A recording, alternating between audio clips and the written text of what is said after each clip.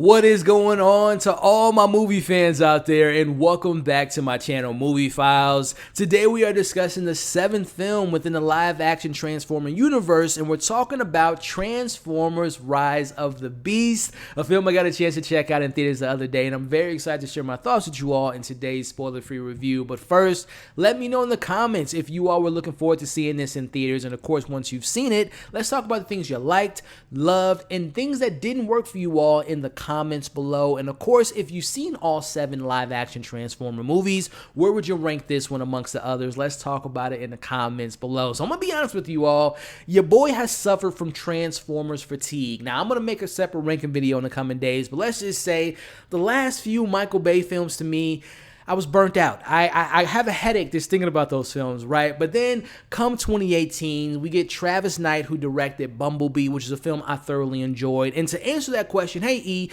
do I have to have seen the Transformers that Michael Bay directed and Bumblebee? Well, to answer that, no, you do not have to have seen the Transformers that Michael Bay directed, but I will recommend, if you haven't, go watch Bumblebee, because this is definitely more of a direct sequel to that film. There's some references, there's some lines that are mentioned in that movie that plays off in this film. So definitely check out Bumblebee, which, let's keep talking about Bumblebee and jump into my review. I will say, when it comes to Rise of the Beast, it definitely shares a lot of similarities and shares a lot of things that I liked about that Bumblebee film in this movie. And that's really thanks to the really solid directions of Steven Caple Jr., who does a really good job of giving us a fun summer blockbuster. He keeps it simple. It is a straightforward narrative. Again, I don't want to poo-poo on Michael Bay, because I'm a fan of Michael Bay for the most part, but let's be honest, some of those Transformers films that Michael Bay directed, it's like, what is going on?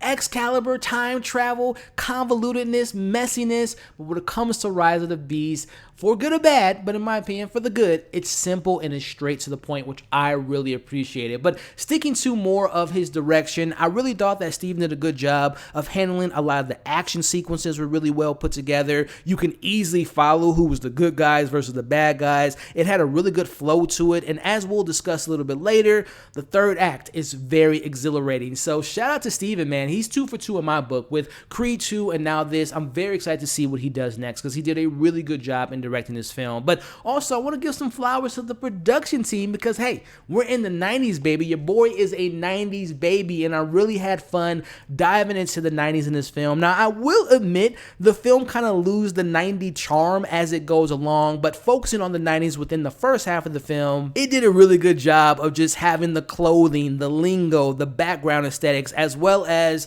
I'm a scorehead. I thought the score was very epic at points, but the soundtrack of the 90s in this film was fire, man. I'm talking DMX, Nas, Rough Riders, Wu-Tang Clan, just to name a few. It's a lot of fun within the soundtrack, and there's some bangers when it comes to some needle drops. So kudos to the soundtrack department when it comes to the fire music in this film. But let's talk about these performances in this film. Let's kind of break it up and start off talking about the humans. And the reason I want to point out the humans is because I want to give a shout out to the casting department and whoever made the decision to not focus on the humans, because one of my flaws with not just the Transformers, but any kaiju film, Godzilla, King Kong, it's like, why are we focusing on these stupid, idiot humans and their stupid stories? Like, I don't want to focus on y'all. Give me some Transformers.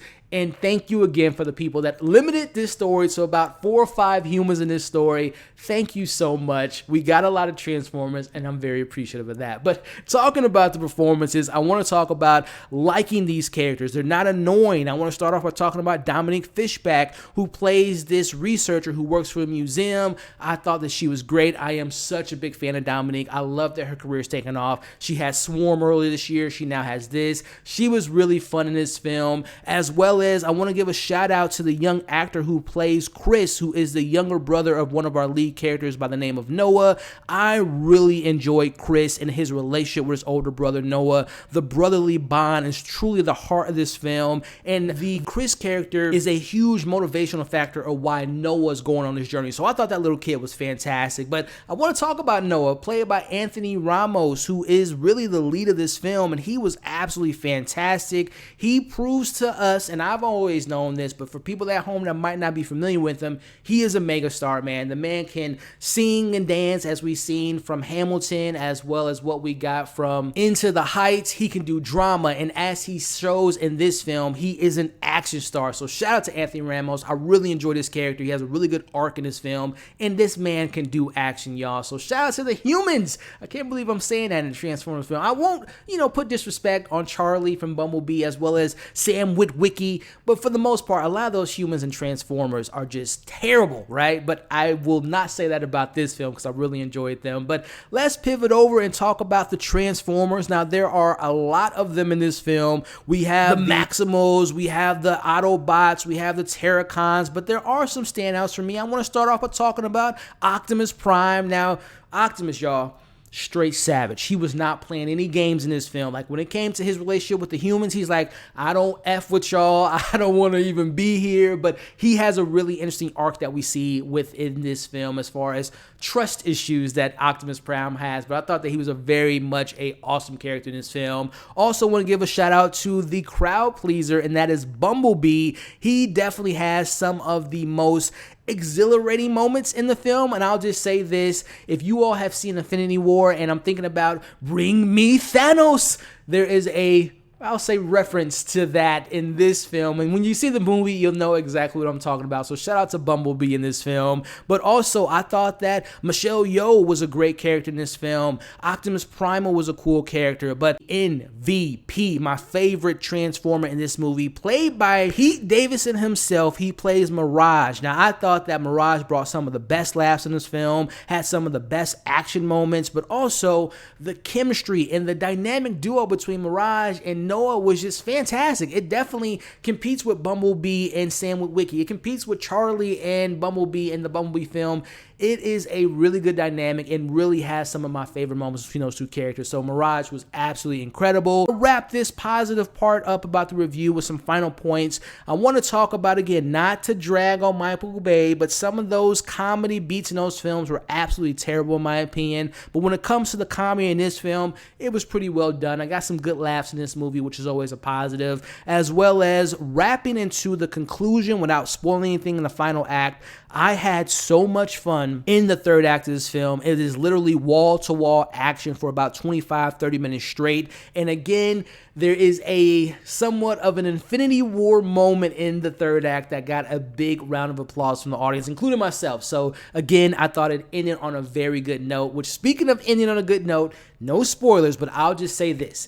As a kid growing up with Transformers and watching the animated movie and the cartoon, especially Beast Wars, there is something they do at the end of this film that, let's just say, it put a big old smile on my face, and I would be very excited to see if they stick the landing with what they give us in this film. I would very much like to see what they do moving forward, and I'll just leave it at that. So those are my main pros. Let's talk about some criticisms that I have about this film. First off, this isn't just a Rise of the Beast issue, but I think it's a franchise issue where the villains aren't really that great, in my personal opinion. And when it comes to the villains in this film, I thought they were pretty boring and pretty generic. Don't get me wrong, I love Peter Dinklage. He plays one of the lead villains in this film by the name of Surge, who is the leader of the Terracons, and he has a very badass opening sequence, but after that, it's just kind of like he's like a villain of the week type of thing. So the villains weren't that great. Even I think of the character Unicron, who's voiced by the incredible Colman Domingo. Now, visually speaking, Unicron is like very visually imposing, but they're just kind of one note, which is very unfortunate because I know Unicron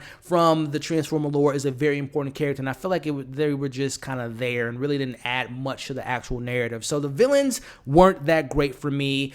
I mentioned how the movie, for the most part, flows pretty well. The first half of the film, the third act is exhilarating, but the middle part, the second half of this film, to me, slows down so much. They're traveling to Peru, and we get this stereotypical going on a journey for the MacGuffin, and it is just so much exposition in that second half. It is, if I'm being frank, it's quite boring to me. Like, it's the only time in the film that I checked my phone was in the second half because it really slows down the momentum and it really kind of brings down the film for me it was quite boring, if I'm being honest. But last thing I want to mention, as a kid, I watched Beast Wars, and we all know that the visual effects of that show wasn't that great. But one of my favorite characters, no, my favorite character, I will say, was Cheetor, and they didn't really get much to do. They have like 2 lines, like 1 action scene, and just in generally speaking, I felt the Maximals were just kind of underused, if you ask me. So those are my main criticisms that I had with the film before I give you all my overall thoughts and my score, and if you all should watch this in theaters. If you stuck around to this point in the review, I really appreciate you all. Overall, Transformers Rise of the Beast plays very much in a similar vein as 2018's Bumblebee, and less so of the craziness of the mayhem within those films. It has some very impressive action sequences. It has some really great character moments, especially with the great duo between Mirage and Noah. The second half, like I mentioned, was the weakest element in this film. The momentum really slows down, but then it picks back up in a very entertaining and exhilarating third act. As a kid playing with these toys, watching these movies, watching the shows, they do something at the end, I can't stress enough, that was really exciting, and I would say it is definitely a summer blockbuster worth checking out. I'm going to give Transformers Rise of the Beast a solid 3.5 out of 5. I had a fun time with it. I saw it with a large crowd, and we were clapping and laughing. It's a fun time, and again, it's a crowded summer release, right? We got The Flash coming out, Elementals, Indiana Jones. We have so many things to look forward to, and I would say personally, Transformers should be something you all should be giving a watch. And when you do, let me know your thoughts in the comments. Again, pros, cons, favorite moments, least favorite moments, your thoughts on that ending, and if you would like to see them continue that, and again, share your rankings of all the live action Transformers movies you have seen in the comments below. I will have my own video coming out soon for that, so keep an eye out for all that good stuff. So again, I thank you all for sticking around to this point in the review. Before we wrap it all up, do your boy a favor and consider hitting the like button, sharing today's spoiler-free review, leaving your thoughts in the comments, and of course, consider subscribing to the channel. As you can see on the screen now, check out my reviews I've done so far this year, check out my most recent review, and we'll catch you all on the next video.